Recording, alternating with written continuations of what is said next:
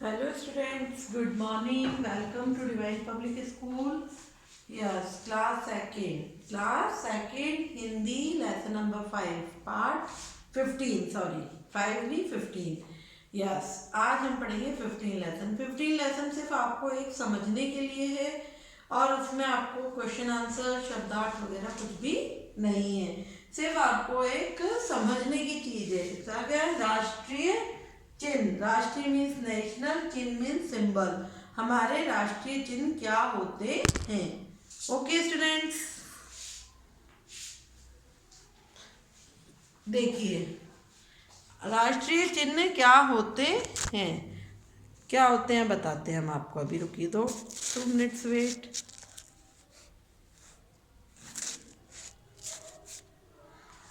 Yes, हमें गर्व है कि हम भारत के नागरिक हैं. हमें बहुत अच्छा वो है कि हम क्या है? इंडियंस हैं. क्या है? हम इंडियंस हैं. हमारे देश का अपना संविधान, राष्ट्रीय गान, राष्ट्रीय ध्वज और राष्ट्रीय चिन्ह है. हमारे हर चीज हमारी अपनी इंडिया की है. राष्ट्रीय गान भी है. राष्ट्रीय गान क्या होता है? National anthem. राष्ट्रीय ध्वज मतलब नेशनल फ्लैग. और राष्ट्रीय चिन्ह राष्ट्रीय सिंबल. भारत अपनी अनेकता में एकता के लिए प्रसिद्ध है. ठीक है. भारत में अनेक राज्य हैं. कितने? अनेक राज्य हैं. अलग अलग जगह, अलग अलग डिस्ट्रिक्ट है जिनमें अलग अलग जाति प्रजाति के लोग रहते हैं, लेकिन सबके हृदय में अपने देश के लिए भक्ति की भावना समान रूप से विद्यमान रहती है. सभी भारतीय अपने संविधान का आदर करते हैं. सभी भारतीय अपने संविधान का आदर.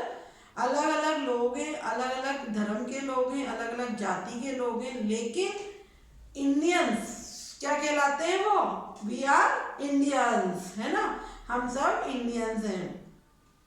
नेशनल फेस्टिवल जो होता है वो ऑल इंडिया में मनाया जाता है. हमने आपको ईवीएस में बताया था नेशनल फेस्टिवल के बारे में. कौन कौन से होते हैं? Independence day, Republic day and Gandhi Jayanti. Okay, ऐसे ही वो सभी लोग मनाते हैं, चाहे वो किसी भी स्टेट के हो, किसी भी डिस्ट्रिक्ट के हो, किसी भी सिटी के हो, टाउन के हो, विलेज के हो, या कहीं भी किसी भी धर्म के लोग हों. वो सभी लोग इनको मनाते हैं क्योंकि ये हमारे नेशनल फेस्टिवल होते हैं. भारत के राष्ट्रीय ध्वज में 3 रंग होते हैं, इसीलिए इसे तिरंगा कहते हैं. नेशनल फ्लैग में कितने कलर होते हैं? 3. और हिंदी में क्या कहा जाता है उसको? तिरंगा झंडा. ये ध्वज 3 समांतर पट्टियों से बना है. इसकी पहली या ऊपर सबसे ऊपर की पट्टी का रंग केसरिया होता है. कौन सा होता है? केसरिया मतलब ऑरेंज, जो जागृति, साहस और शौर्य का प्रतीक है. ध्वज के बीच में सफेद रंग की पट्टी होती है जो शांति और पवित्रता का प्रतीक है. अंत में या सबसे नीचे की पट्टी का रंग हरा है जो सुख और समृद्धि का प्रतीक है.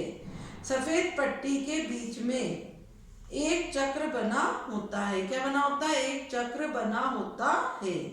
इसमें 24 तीलियां होती हैं, मतलब 24. आपने ये देखा होगा कि ये हमारा झंडा है. क्या है? ये हमारा झंडा.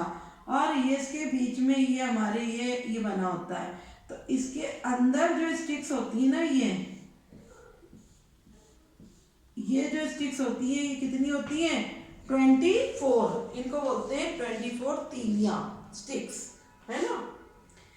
इस चक्र को सम्राट अशोक के द्वारा बनवाए गए स्तंभ के से लिया गया था. किसने बनवाया था? ये सम्राट अशोक ने. किसने? सम्राट अशोक ने स्तंभ से लिया गया था. ये चक्र हमें समय के साथ गतिशील और उन्नति की ओर अग्रसर होने की प्रेरणा देता है. प्रत्येक देश का राष्ट्रीय गान उस देश के वासी में गर्व की भावना भरता है. हमारे देश के राष्ट्रीय गान की रचना श्री रविंद्रनाथ टैगोर ने की थी. राष्ट्रीय गान की जो किसने लिखा था? राइटर कौन थे? रविंद्रनाथ टैगोर जी.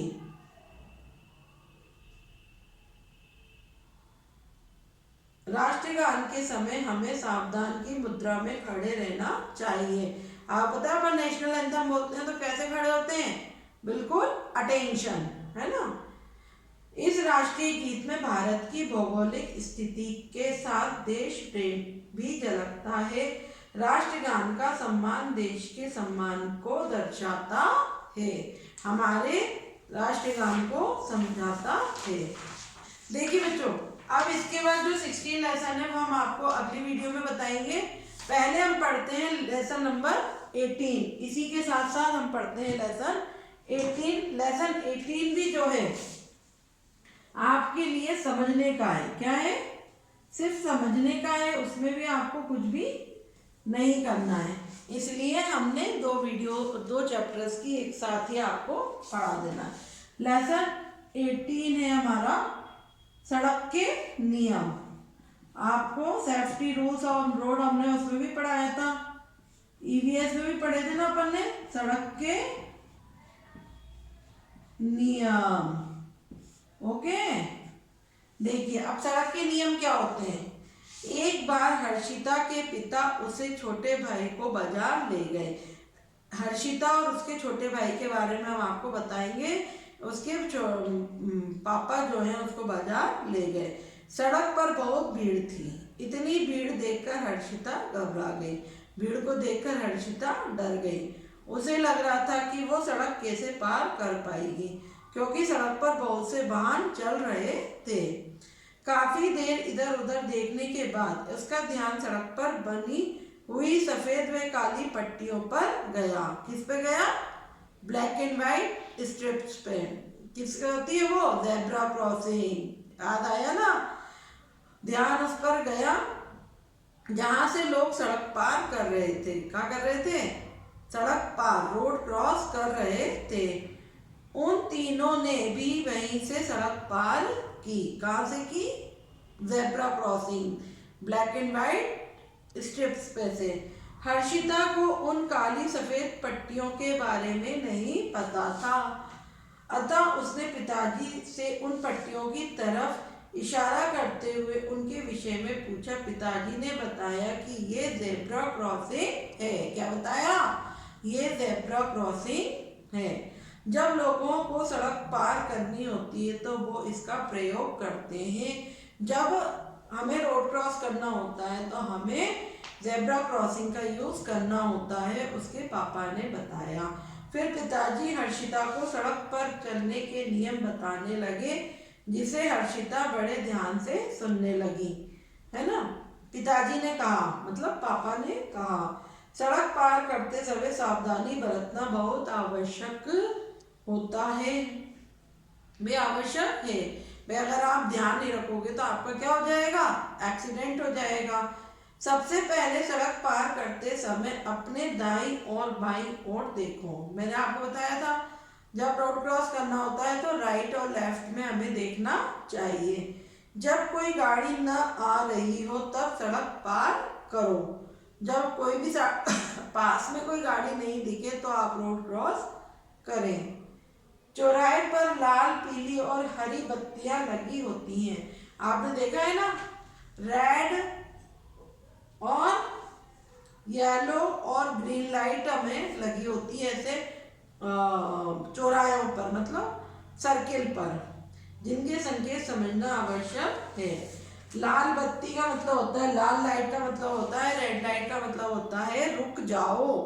क्या होता है, रुक जाओ। और पीली बत्ती, तैयार हो जाओ, गाड़ी को स्टार्ट कर दो चलने के लिए।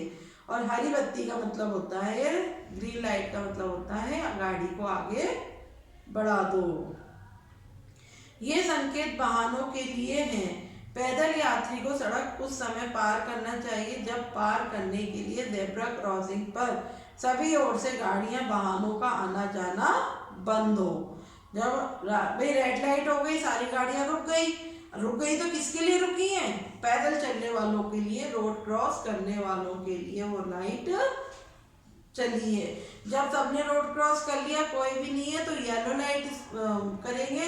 येलो लाइट का मतलब होता है कि आप निकलने के लिए तैयार हो जाएं। फिर उसके बाद ग्रीन लाइट करेंगे। ग्रीन लाइट का मतलब होता है कि अब आप चल दें। सड़क पर चलते समय हमेशा बाएं हाथ की ओर चलें। हमें हमेशा अपने लेफ्ट हैंड साइड ही चलना चाहिए। कभी भी सड़क दौड़कर या हड़बड़ा के पार नहीं करनी चाहिए, इससे वाहन चालक भी घबरा सकता है। कभी भी हमें भाग के या डर के रोड क्रॉस नहीं करनी चाहिए। कभी कभी क्या होता है कि सामने अपन ये सोचते ना एक्सीडेंट हो गया, लेकिन गाड़ी का भी कंट्रोल खराब हो जाता है ऐसे करने से। टूटी चप्पलें या फटे जूते पहनकर सड़क पार ना करो।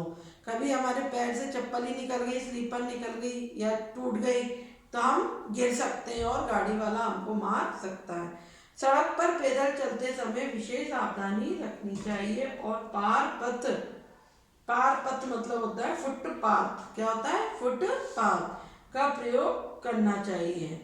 नियम पूर्वक और सावधानी से चलने पर हम दुर्घटनाओं से बच सकते हैं। ये याद रखना चाहिए कि ये सारे नियम हमारी सुरक्षा के लिए ही बनाए गए हैं, अतः इनका पालन करना हमारा कर्तव्य है। आई बात समझ में? ये हम आपको पहले ईवीएस में भी पढ़ा चुके हैं। Okay students, thank you, have a nice day, bye bye.